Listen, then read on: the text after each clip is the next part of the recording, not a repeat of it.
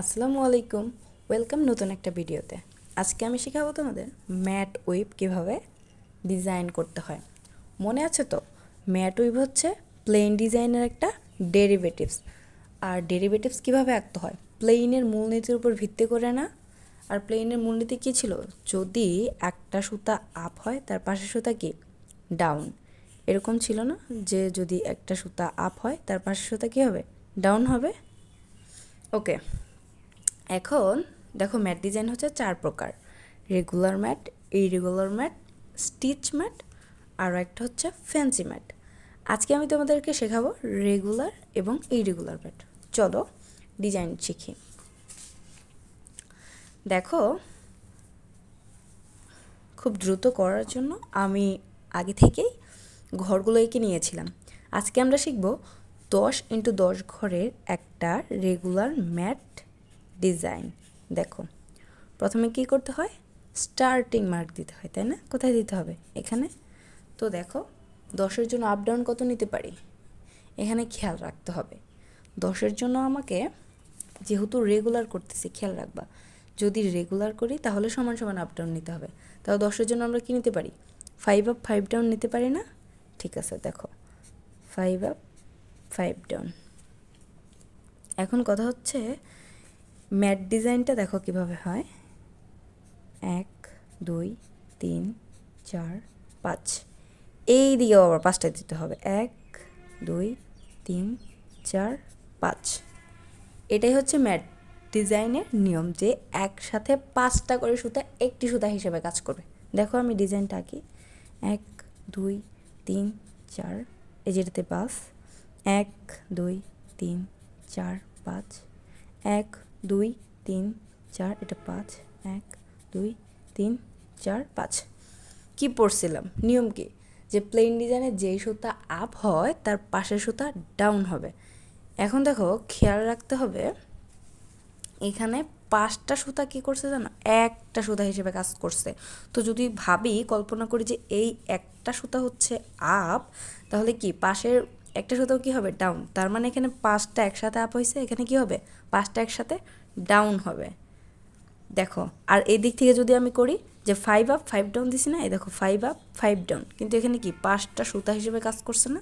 So দেখো এখানে 5টা সুতা আপ আছে, তার মানে কি পাশের 5টা সুতা ডাউন হবে। আবার দেখো 1 2 3 4 5, 1 2 3 4 5, 1 2 3 4 5। মানে কি, যে এই সুতাগুলো ছিল আপ, তার পাশের সুতা হয়েছে ডাউন। আবার এই সুতাগুলো কি ডাউন না, তাহলে পাশের সুতাগুলো আপ। দেখো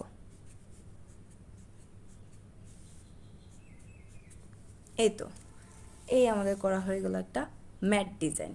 ম্যাট ডিজাইনে তাহলে কি হয়, একসাথে 5টা সুতা এই দিকেও আপ হবে, এই দিকেও আপ হবে। 5টা সুতা একটা সুতা হিসেবে আমাদেরকে কল্পনা করতে হবে।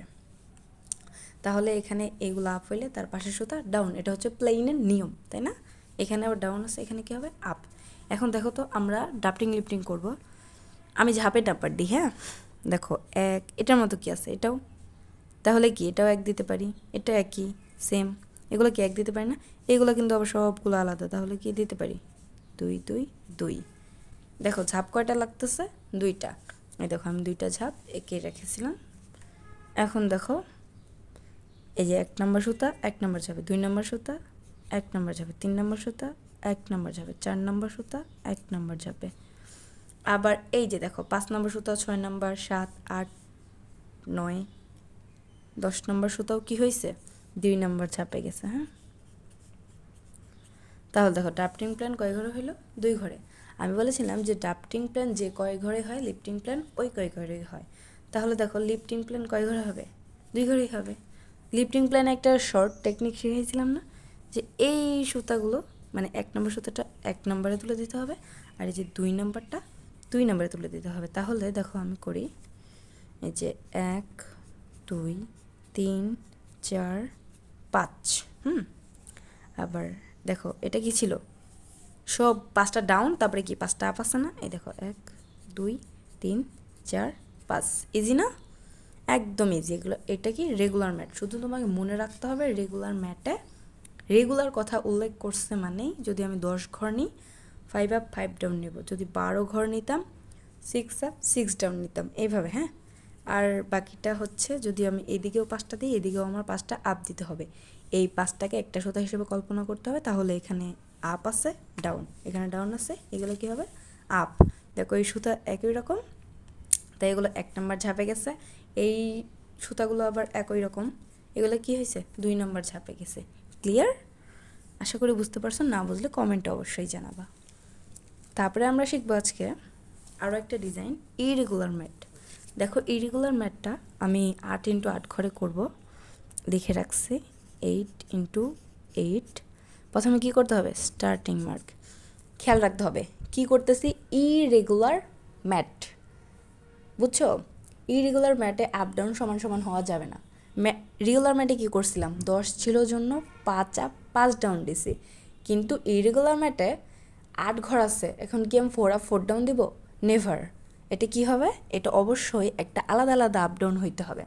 আমি হচ্ছে তোমার 6 আপ 2 ডাউন দিতে পারি, 5 আপ 3 ডাউন দিতে পারি, তারপর হচ্ছে তোমার 7 আপ 1 ডাউনও দিতে পারি, বুঝতে পারছো?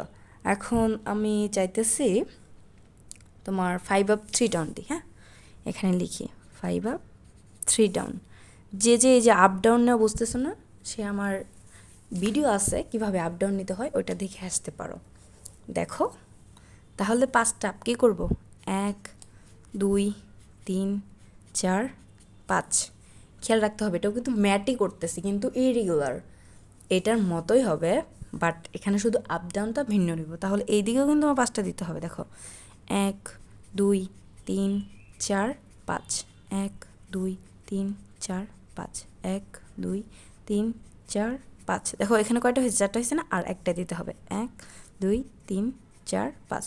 কী বলেছিলাম যে প্লেন ডিজাইনের নিয়ম হচ্ছে যে সুতাগুলো আপ তার পাশের সুতাগুলো কি হবে, ডাউন হবে, আর যেগুলো ডাউন তার পাশের সুতা কি হবে, আপ। এখন দেখো এইগুলো সবগুলো আপ আছে, তার মানে কি পাশের সুতাগুলো সবগুলোই কি হয়ে যাবে, ডাউন।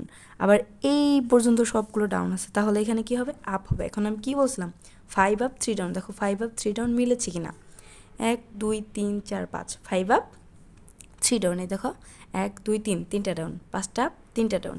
এই দিক থেকেও যদি মিলাই 1 2 3 4 5, 5 up 3 down, 5 up 3 down, 5 up 3 down, সব দিক থেকে মিলে যাবে। এখন তাহলে কি করতে হবে, এগুলো সব ডাউন আছে, এগুলো কী করতে হবে, আপ করতে হবে। এই দেখো আপ। ইরেগুলার ম্যাটে খেয়াল রাখতে হবে, দেখো আমার সব দিক থেকে মিলে যাবে। 5 আপ 3 ডাউন। হ্যাঁ, এ দেখো 1 2 3 3 ডাউন। আবার যদি এই দিক থেকে কল্পনা করি 1 2 3 4 5, 5 আপ 3 ডাউন। এই দেখো 1 2 3। আবার যদি এই দিক থেকে কল্পনা করি 1 2 3 4 5, 5 আপ 3 ডাউন। মিলছে? দেখো রেগুলার আর ইরেগুলার ম্যাটের মধ্যে একটাই বেসিক পার্থক্য, সেইটা হচ্ছে আপ ডাউন নেওয়াটা। যে এটায় সমান সমান আপ ডাউন নিয়েছিলাম, বাট এটাই ইরেগুলার আপ ডাউন নেব। দেখো এখন যদি আমরা ড্রাফটিং প্ল্যান করি, এইগুলো কি একই রকম না, তার মানে আমরা দিতে পারি 1, এগুলো কি ভিন্ন ভিন্ন, তাই না, 2 নাম্বার। তাহলে দেখো এই সুতাগুলো কয় নাম্বার ঝাপে চাপে, 1 নাম্বার অবশ্যই 1। আবার দেখো এইগুলা হচ্ছে একই রকম 2 নাম্বার ঝাপে যাবে।